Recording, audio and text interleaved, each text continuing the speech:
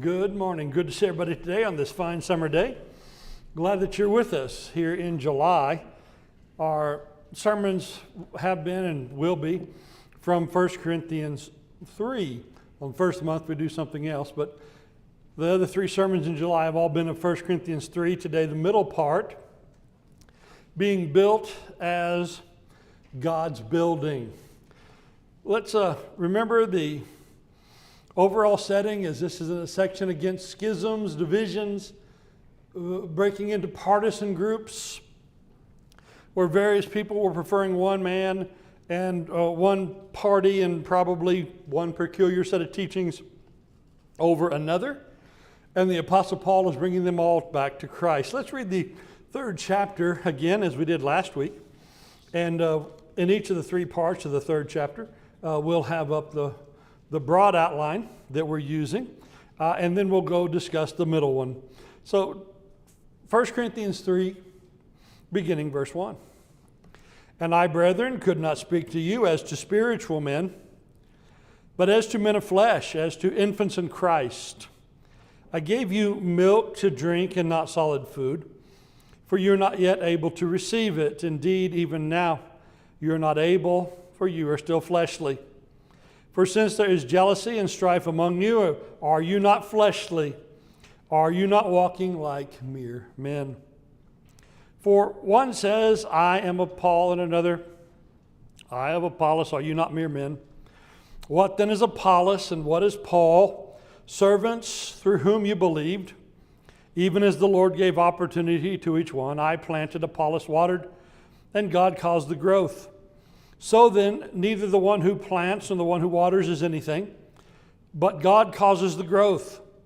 Now he who plants and he who waters are one, but each will receive his own reward according to his labor. So last week it was a garden metaphor. We're going to switch metaphors to the metaphor of a building, a temple in particular, here in today's middle section, verse 9.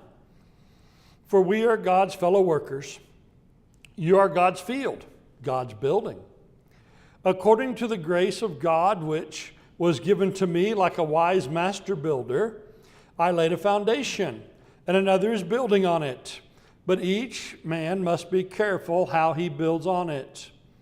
For no man can lay a foundation other than that which is laid, which is Jesus Christ.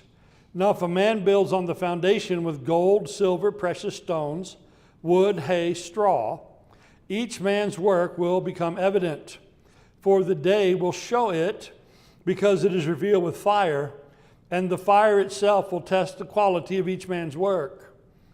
If any man's work which he has built on it remains, he'll receive a reward. If any man's work is burned up, he will suffer loss, but he himself will be saved, yet as through fire. Do you not know that you are the temple of God, and that the Spirit of God dwells in you? If any man destroys the temple of God, God will destroy him. For the temple of God is holy, and that is what you are. That's today's section. We'll go ahead and see what next section will bring to finish the chapter. Let no man deceive himself. If any man among you thinks he is wise in this age, he must become foolish, so that he may become wise. For the wisdom of this world is foolishness before God.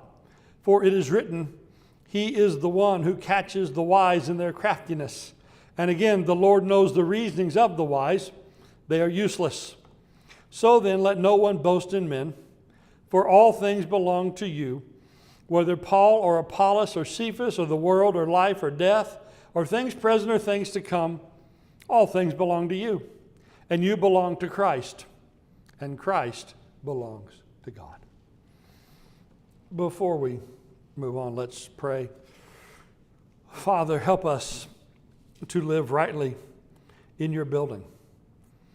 Help us to build on it as best we can, and always take care to never destroy or tear down. In Christ's name we ask it. Amen. Well, we had God's building, and we saw God's garden last week, and we saw some immature folks in it. Folks who were jealous and had selfish ambition, and Paul says, according to translation, babes. or infants. So we had the spiritual babies in God's garden last time. Today, though, we're building now in God's building, and we see in verse 9, as Paul says, I'm switching metaphors on you folks. So we're switching metaphors midstream. Is that a metaphor that I can switch midstream? Can you switch metaphors midstream? Verse 9, for we are God's fellow workers. You are God's field, and now where we're going to be today, you're God's building.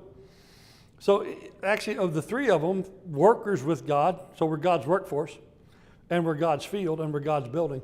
But you'll notice it's God's, right? From my childhood, there's a famous line from the Brady Bunch, if you're about my age, where Jan complains. And what does she say? Marcia, Marcia, Marcia. It's all Marcia. Well, here it's God, God, God. It's all God's. It's all God's. And that should not be for us a complaint. That should be our hope and our rest and our rejoicing. But it's all God's. It's fellow workers, the old King James, laborers together with God. God's field, again, the old King James, you are God's husbandry. That's one of the reasons why we're thankful for modern translations, so that we don't have to spend some time explaining what God's husbandry is. But we are here, his field, his workers, and his building. So we're all God's. And verse 10, according then to the grace that God gave me, as a wise master builder, I laid a foundation, and another's building on it. But each man must be careful on how he builds on it. So this was not a one-man project. The church at Corinth, this was a long-term project of many years. And there were many who did work there. And it was the Apostle Paul first. He came and was the first one to preach Christ. And he says, like a wise master builder, I laid the foundation. You know, we want to have good builders in everything that we do, right? We want to have things that are built well.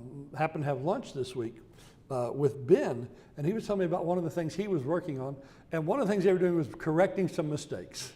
Some previous folks had done some things, and they were left to follow up. Now, we think about if you have people who are doing work, and some work is going to have to be done after them, right, to clean up some mess-ups, you sort of hope that the mess-ups are higher up, that the things that were improperly built, and we don't want that, but we think sometimes maybe things are done that way. We want that to be done later in the process, right? Because what if they got things done wrong at the foundational level? You ever dealt with a house where the foundation was messed up? Well, if the foundation's messed up, what's messed up? Just about all of it. So as a wise master builder, I laid the foundation. Paul talked about that, and we studied not long ago at all in our Wednesday night class from Ephesians. Paul said about this, I was made a minister, Ephesians 3:7, according to the gift of God's grace, which was given to me according to the working of his power, that to me, the least of all saints, this grace was given to preach to the Gentiles the unfathomable riches of Christ. And so that's what I was given a charge to do. Go preach to the Gentiles the great riches of Christ. Imagine if Paul had got his Christology wrong, because in religious things and theology, we like big words, right? Christology, his doctrine of Christ. What if Paul had gotten his doctrine of Christ wrong? How long would it take to fix that? And so he laid the foundation, he says, as a wise master builder. We think about Paul's instruction to Timothy, right? To be a good workman, not ashamed, and to do things well. Or in Ecclesiastes, Ecclesiastes 12, like it says, the words of wise men are like goads. The masters of those collections are like well-driven nails. So words are like they're used as well-driven nails. They are fastened properly. The old King James has a beautiful word there. I got onto the King James a second ago, but here's one of the words that has a beautiful thing. There it talks about the nails that are fastened, it says, by masters of assembly. They are masters of assembly. Steve, maybe you can put that on your business card going forward. Master of assembly. Okay, think about it. Think about it. And if you don't want to be one of those, maybe Ben would like to put that on his card. Master of assembly. But it was done well. It was done right. The foundation that the church is based on is Christ. There's no other foundation to lay it on. Verse 11, no man can lay a foundation other than that which is laid. So there's two truths in that Paul, I think, is emphasizing. One is when it comes to the church in Corinth, nobody else is putting down the foundation because I already put it there. And that foundation is Christ. And that's the only true foundation, right? After his confession, Jesus said to Peter, I say to you, you are Peter, and upon this rock I'll build my church, right? And so the two truths are that the true foundation was laid. You can't put any other foundation down for the church in Corinth. Now, some of these fellows were so redoing the things evidently that were being taught by Paul that it's almost like they were trying to build the building from scratch again. But it's already founded on Christ. There's no other foundation to put it on. If someone does come and from scratch build another thing on another foundation, guess what it's not? It's not the church of God. Because the church of God is laid on that foundation of Christ, the only foundation to have anything laid on. And that's how we ourselves, as the church is built, our lives are built on the foundation of Christ from the Sermon on the Mount, these famous words. If anyone hears these words of mine and acts on them, Matthew 7:24 and beginning to the next several verses, he may be compared to the wise man who built his house on the rock. The rains descended, the floods came, the winds blew and burst against that house, and yet it did not fall, for it had been founded on the rock. And everyone who hears these words of mine and doesn't act upon them will be like a foolish man who built his house upon the sand. And the rains descended, and the floods came, and the winds blew and burst against that house, and it fell. And great was its fall. And so, Paul says we're building here in God's building. We're all working on the same building. We're all building on the same foundation. We are all working together now. I always want to break into a High School Musical line for a newer cultural reference. We're all in this together. Oh. All right, I'll stop. But we're all here in God's business doing this together. And you know what? Over the years now, there's been a lot of builders. There have been many builders. And what do we make of the many builders and the many things? There's a lot of verses for this section. A number of these we're just going to briefly refer to. But notice verse 12. If any man builds on the foundation with gold, silver, precious stones, wood, hay, straw. There again, I like the old King James, stubble. Can you imagine somebody building a house with grass clippings? Okay, somebody's going to afford me a YouTube video where some ecology guy has taken a bunch of grass clippings and he's made bales of that. He's made a house. Okay, that's not what we're talking about. But if we're going to build on this foundation, this great foundation of Christ, what would we like to build? Well, if we're ultimately building a temple, and that's where this is headed, I would like gold in my temple. I just would. I'd like gold there. And the temple in Jerusalem, what were the walls covered with? Gold that was covered and precious stones set. And all of the furnishings of the temple and tabernacle, those are all, fine wood covered with gold. So yeah, if we're going to build, let's build with gold. Okay, how about silver? Well, okay, we can use we have some silver in some of the places that aren't quite as important. And okay, yeah, precious stones, we're going to lay those. Now, why don't we build with gold and silver and precious stones? Well, usually we don't have enough of those, right? There's some budgetary requirements on most of the buildings we make, most of the things we do, that we just can't always build with gold and silver and precious stones. And here we're using this as a metaphor for building the church. Aren't there people we just talk about, they got a heart of gold? That's just, they're golden, they're wonderful, they're precious. Don't you wish we could just build a church out of people with hearts of gold and people that were precious and people that were beautifully adorned in their moral character and their good works? Why don't we just build more churches out of people like that? Well, there's a limited supply. And how do you get those, right? And also, y'all got to build this partly out of me. Okay. So, we also build with wood. And here we've got some that's in short enough supply. We build with hay or straw. We have stubble. And so what do we build with? What are we building on? What are some people adding to this building? I bet there's some of the things that got added into the church at Corinth over the years since Paul was gone. He probably would just assume they hadn't added that on. They hadn't built that. And yet there's others who came and they built some great stuff. And so what are we building? And what are we building with? And so it's not always apparent. In verse 13, each man's work will become evident. For the day will show it, because it will be revealed with fire. I recently saw the most amazing video. It was a massive bridge, like, I don't know, it was 150, 200 feet in the air over a canyon. It was in China. And you can probably guess now why this thing made the video. Well, they had a flood go through that canyon, and it washed out a bunch of dirt through the canyon. Turns out the massive pillars that this huge bridge was on, some of those were set into at least 6 or 8 feet of concrete. 6 or 8 feet of foundation.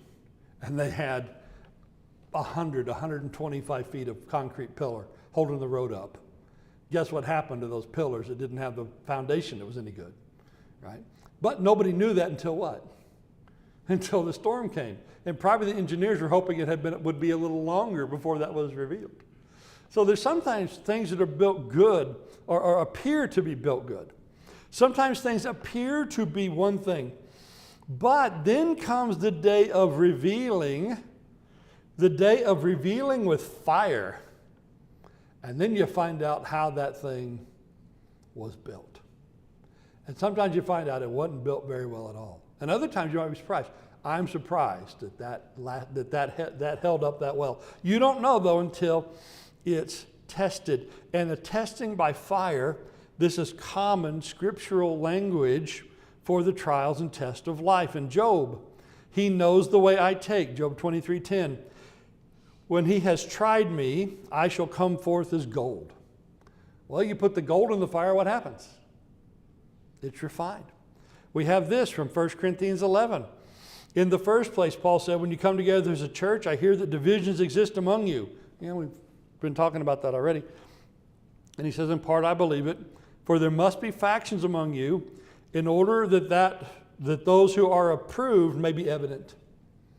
The factions and the problems they're having is showing who's true and who is not. These problems this church is having is a quality testing, among other things. It's showing where the quality is. And that's the thing about quality testing. You know, quality testing doesn't prove there's quality in the sense of well, let me be straight. Quality testing doesn't make things more quality. It shows what quality is.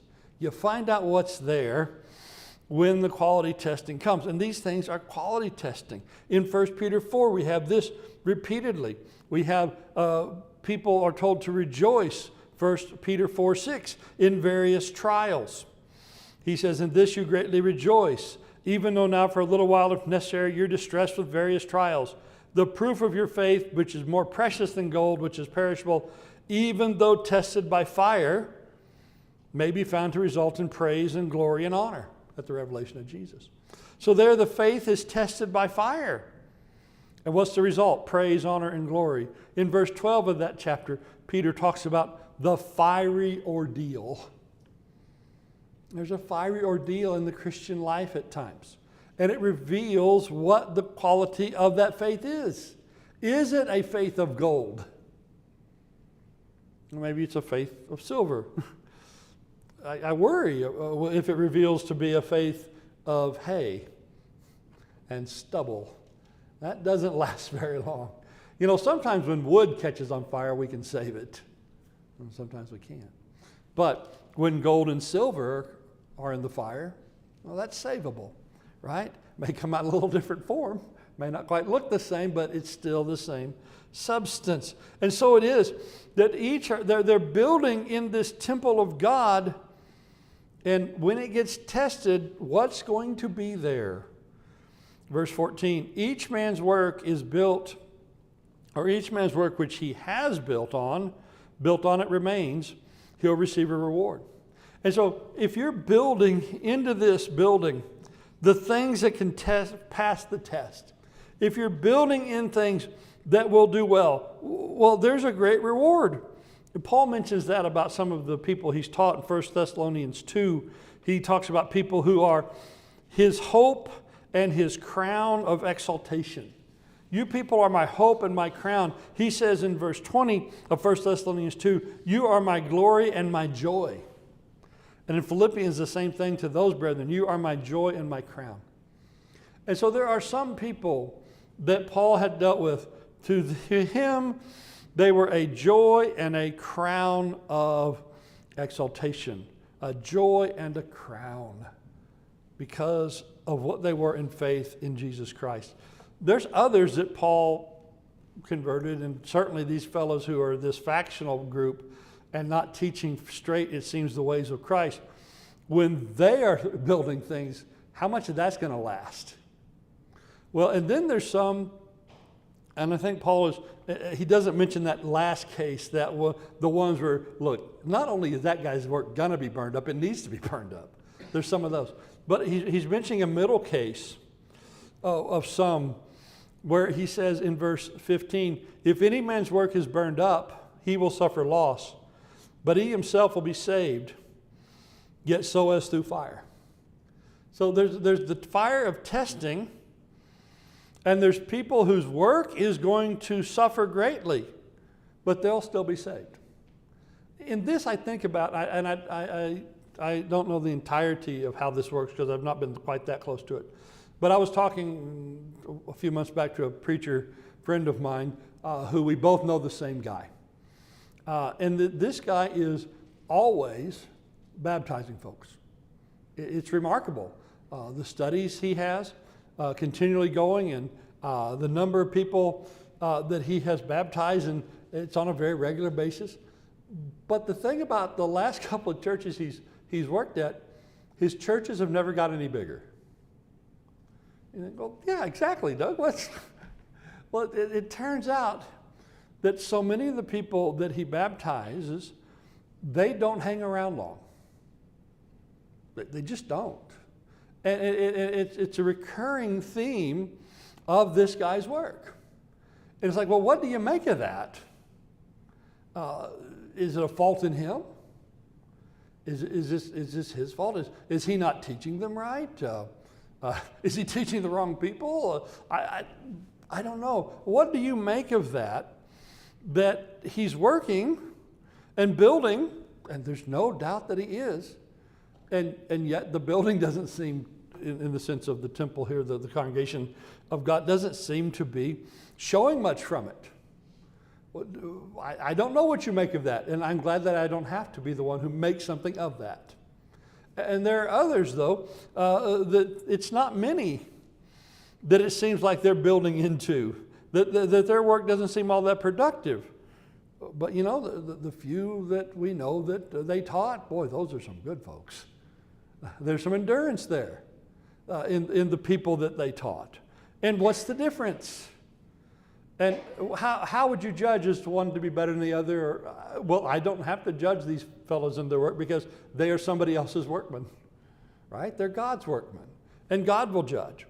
And so here's the fella, verse 13, Paul says, his work is burned up, and he suffers loss, but he himself will be saved. And how exactly to sort all that out, that's something still of a mystery to me as he and his work goes through the fire. I do have this from the book of Ezekiel. From the book of Ezekiel, Ezekiel was given this instruction, Ezekiel 3:17 to 19. Son of man, I've appointed you as a watchman to the house of Israel. Whenever you hear a word of my mouth, warn them from me. When I say to the wicked, you will surely die, and you do not warn him or speak out to warn the wicked of the wicked way so that he may live, That wicked man shall die in his iniquity, but his blood I'll require at your hand.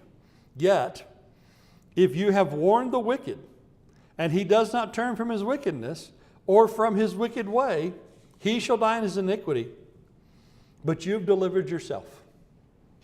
That statement there to Ezekiel, that you have delivered yourself, I think is equivalent to this statement here in 1 Corinthians 3:15, that he will be saved. And so the worker, like we saw last week, right? Last week, chapter 3 and verse 8, it says, one plants, another waters, they are one, but each will receive his own reward according to his labor. God rewards us by our labor. God does not always reward us by our result. I think about a preacher. Now, this one I didn't know personally. At this point, if Matt's kids were here, I would have informed them for sure. I did not know this fellow personally. But this fellow preached for well over 100 years. And he was a true preacher of righteousness. And he didn't convert anybody except for his family, because they're the only ones that got on the boat with him. Right? So no, I did not know him personally, but I've heard stories. From reliable sources, I've heard stories that he was a preacher of righteousness. But what would we judge his work as? Well, he's in Hebrews 11 as faithful, but his congregation was himself and 7 people. Will there be people in the great reward faithful with a congregation of themselves and 7 others? You know there will be. And there will be others who it appears as though hundreds or thousands were the product of their work, but it all got burned up. I think that'll be true. So, it's labor. It's faithful labor. You're God's worker. You're God's fellow worker. You're in God's building. That's what the Corinthians need to be reminded of, because they are way too busy, some of them, building up things for themselves. You don't get to build your own alcove in the temple of God. You build the main hall, the main sanctuary of the temple of God. We are being built into God's building. Verse 16, do you not know that you are the temple of God and the Spirit of God dwells in you? This is the congregational relationship he's talking about. He's talking about, right, harmony and peace and work in the congregation. When we get to chapter 6 and he has to tell some of the brethren to stop fornicating, what's he going to tell those fellows? He says, don't join yourself to a harlot. You're a temple of the Spirit. So individually, you're a temple of the Spirit, and you are a temple of God. Congregationally, we are a temple. We are a building of God. So in our personal relationship, in our together congregational relationship, also in the larger universal relationship, Ephesians 2, 1 Peter 2, we are God in God's building. We are living stones in it. In every relationship we have as Christians, we are a temple of God. This should be, if it's got a candlestick, using the imagery from the book of Revelation, if this congregation has a candlestick in it, it's a temple of God.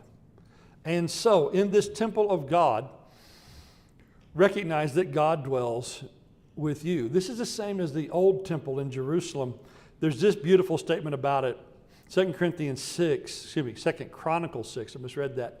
2 Chronicles 6, it asks about God. Does God indeed dwell with mankind on earth? Well, God's in heaven and we're on earth. But you know what? He still dwells with us. Even though he's in heaven and we're on earth. Behold, heaven and the highest heavens cannot contain you. So it's like, no, it's not like a sliver of God lives in us, because nothing here in this earth can contain God. How much less this house, talking about the temple, which I have built. Yet have regard for the prayer of your servant and his supplication, O Lord my God, to listen to the cry and the prayer of your servant before you, that your eye may be toward this house day and night, toward the place where you have said that you will put your name there. And listen to the prayer of your servant, that he should pray toward this place. Listen to his supplication, and your people Israel, when they pray toward this place, hear from your dwelling place from heaven, hear and forgive. So it says in the beginning of this reading, it was only 4 verses long, It said in the beginning of this reading, God does not dwell with mankind on earth, but then it says he dwells in the temple. Well, so there's a kind of dwelling he means and a kind of dwelling he doesn't mean. He doesn't mean that God is, like physically present there, but he says, you have your name there, and so you dwell there. So both he doesn't live in the temple in Jerusalem and he does live in the temple in Jerusalem.